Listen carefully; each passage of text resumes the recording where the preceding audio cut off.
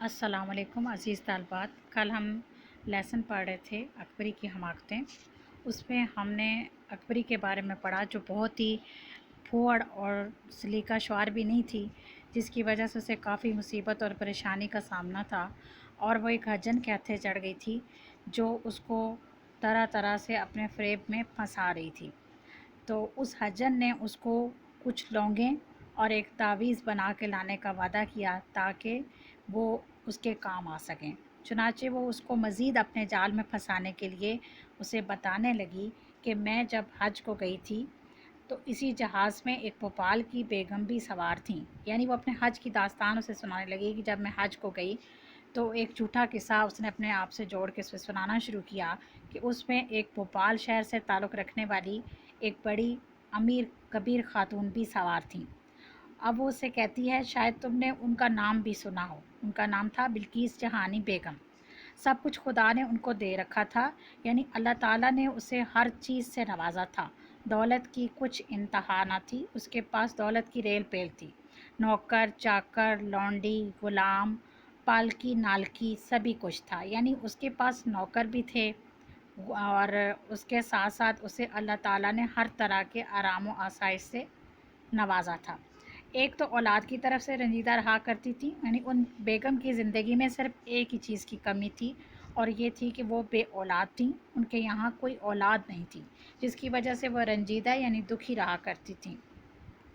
कोई बच्चा ना था।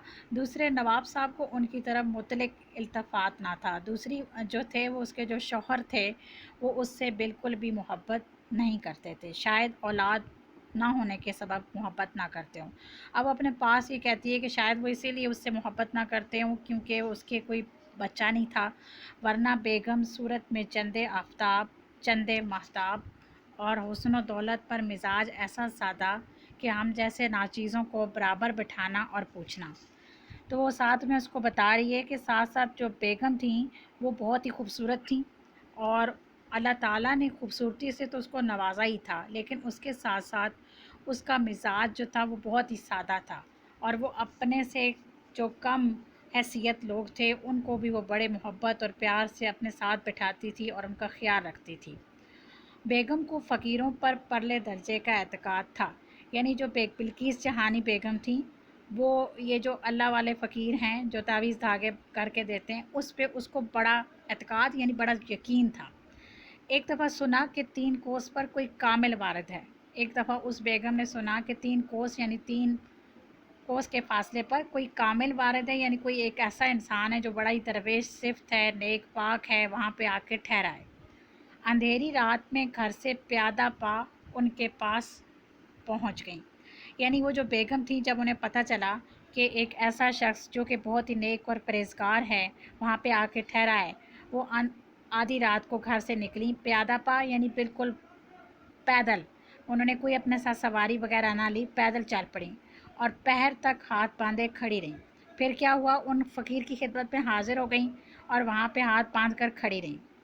फ़कीरों के नाम के कुर्बान जाइए। अब वो फ़कीरों के कह रही है कि फ़कीर तो फ़कीर होते हैं, उनका अपना मिजाज होता है, चाहे तो किसी से बात करें चाहे तो ना करें। एक मर्तबा जो शाह साहब ने आंख उठाकर देखा, फरमाया कि जा माई, रात को हुक्म मिलेगा। तो वो जो शाह साहब जो फ़कीर वहाँ बैठे हुए थे उन्होंने उसकी तरफ आंख उठाकर देखा और कहा कि तुम यहाँ से अभी चली जाओ, तुम्हारे बारे में तुम्हें ख्वाब में रात को पता चल जाएगा कि तुमने क्या करना है। बेगम को ख्वाब में बशारत हुई कि हज को जा और मुराद का मोती समुंदर से निकाल ला। बेगम ने रात को ख्वाब में क्या देखा, उसे अल्लाह ताला की तरफ से ये खुशखबरी मिली कि उसे हज पे जाना चाहिए और जब वो हज पे जाएगी तो उसकी मुराद यानी उसकी औलाद उसके यहाँ जो है हो जाएगी और वो बे औलाद नहीं रहेगी। सुबह को उठकर हज की तैयारियां होने लगीं, या सुबह उठी, रात को ख्वाब देखा, सुबह उठी और उठकर हज की तैयारियां करने लगीं। 500 मस्कीन बेगम ने आप किराया दे जहाज़ पर सवार कराए, यानी 500 लोग उसने अपने साथ लिए, उनका किराया उसने अपने पल्ले से दिया और उनको जहाज़ पर सवार कराया। उनमें से एक मैं भी थी। अब वो अपना बता रही है कि वो जो हजन है जो कुटनी थी वो कह रही थी कि उनमें से मैं भी थी, मुझे भी उसने अपने पैसे से हज कराया। हर वक्त का पास रहना, कहती है कि मैं बेगम के पास हर वक्त रहती थी। इलाही दोनों जहानों में सुरखुल बेगम को दुआएं दे रही है कि अल्लाह ताला उसे दोनों जहानों में कामयाब करे। मुझ पर बहुत मेहरबानी करने लगी और सहेली कहा करती थी। कहती है कि वो जो बेगम साहिबा थी वो मुझे अपनी सहेली और दोस्त माना करती थी। 10 दिन तक बराबर जहाज़ पानी में चला। कहने लगी कि 10 दिन तक वो जहाज़ जिसमें वो सवार थी पानी में चलता रहा। 11वें दिन बीच समंदर के एक पहाड़ दिखाई दिया। जब जहाज़ चलते चलते उसको 11 दिन हो गए तो एक समंदर में एक पहाड़ जो है वो दिखाई दिया। नाखुदा ने कहा, नाखुदा कश्ती चलाने वाले को कहते हैं, नाखुदा ने कहा कि कोह हबशा यही है, यानी कि ये एक पहाड़ है जिसका नाम कोह हबशा है। एक बड़ा कामिल फ़कीर इस पर रहता था। जो कश्ती चलाने वाला था उसने बताया कि यहाँ पे एक बड़ा दरवेश सिर्फ बंदा जो है इस पहाड़ पर रहता है, जो गया बा मुराद आया। जो बंदा उसके पास जाता है उसकी मुराद पूरी हो जाती है। बेगम साहब ने नाखुदा से कहा, किसी तरह मुझको इस पहाड़ पर पहुँचा दो।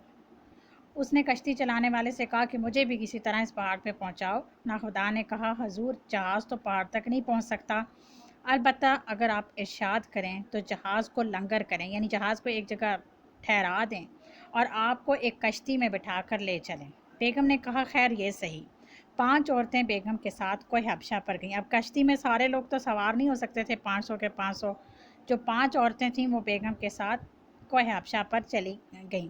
कहती है उनमें से एक मैं भी थी और 4 और औरतें थीं। पहाड़ पर पहुँचे तो अजीब तरह की खुशबू महक रही थी, यानी वहाँ का समा ही और था। वहाँ पे एक अजब सी खुशबू महक रही थी। चलते चलते शाह साहब तक पहुँचे। यहाँ पर भी एक फ़कीर साहब जिन्हें वो शाह साहब का नाम दे रही है पहुँचे। हू का मकाम था, यानी ऐसी जगह थी कि बिल्कुल वीरान थी, ना आदमजाद। तने तनहा शाह साहब एक कार में रहते थे। कहती है बड़ी कैसी नूरानी शक्ल थी, बड़ी नूरानी शक्ल थी, जैसे कोई फरिश्ता हो। हमको दुआ दी। कहती है उसने हम सबको दुआ दी। बेगम को 12 लौंगें दी और कुछ पढ़कर दम कर दिया। बेगम को उसने 12 लौंगें दी और उस पर कुछ पढ़ाई वगैरह की और दम करके वो लौंगें उसको दे दी। मुझसे कहा चली जा। उसके साथ उस शाह साहब ने, कहती हजन ये कह रही है कि मुझे ये कहा कि तू चली जा यहाँ से, आगरे और दिल्ली में लोगों के काम बना। यानी कि वो ये कहना चाह रही है हजन कि उसे शाह साहब ने हुक्म दिया था कि वो आगरे और दिल्ली में जो गरीब लोग हैं जाके उनकी मदद करो। तो कहती है बेटी इन 12 लौंगों में से 2 लौंगे ये हैं, यानी कि वो जो बेगम साहिबा थी उन्होंने 12 लौंगों में से 2 लौंगे इसको दे दी। कहती है हम सब हज करके लौटे तो नवाब साहब या तो बेगम की बात ना पूछते थे, यानी कहती है हम सब जब हज करके वापस आए तो नवाब साहब जो थे, जो बेगम को बिल्कुल पहले लिफ्ट ही नहीं कराते थे, ना बातचीत करते थे, या ये नौबत थी कि 1 महीने आगे से बम्बई में आकर बेगम को लेने को पड़े थे।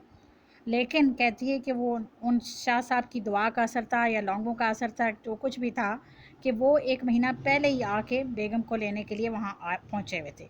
जो ही बेगम ने जहाज़ पर से पाँव उतारा, नवाब साहब ने अपना सर बेगम के कदमों में रख दिया और रो रो कर ख़ता माफ़ कराई। यानी कि वो ही शौहर था उसका जो उसे बिल्कुल भी मोहब्बत से बातचीत नहीं करता था, वो उल्टा रो रो कर अपनी ख़ताएँ माफ़ कराने लगा, यानी कहने लगा कि मुझसे जो भी अगर ख़ता हुई है मुझे माफ़ कर दो।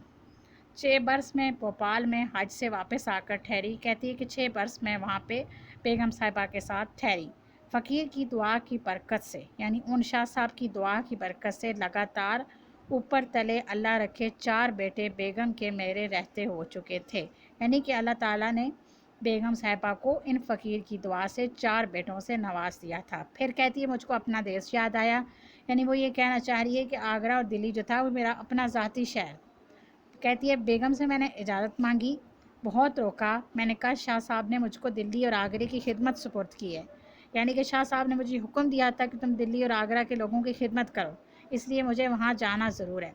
कहती है बेगम साहिबा जो मुझे बिल्कुल अपने से जुदा नहीं करना चाहती थी, उन्होंने मुझे ना चाहते हुए इजाज़त दी कि मैं आगरा और दिल्ली में चली जाऊं। कहती है वैसे मेरा दिल बिल्कुल भी नहीं था, लेकिन फिर मैंने बेगम से इजाज़त ली और उन्होंने मुझे रुखसत किया।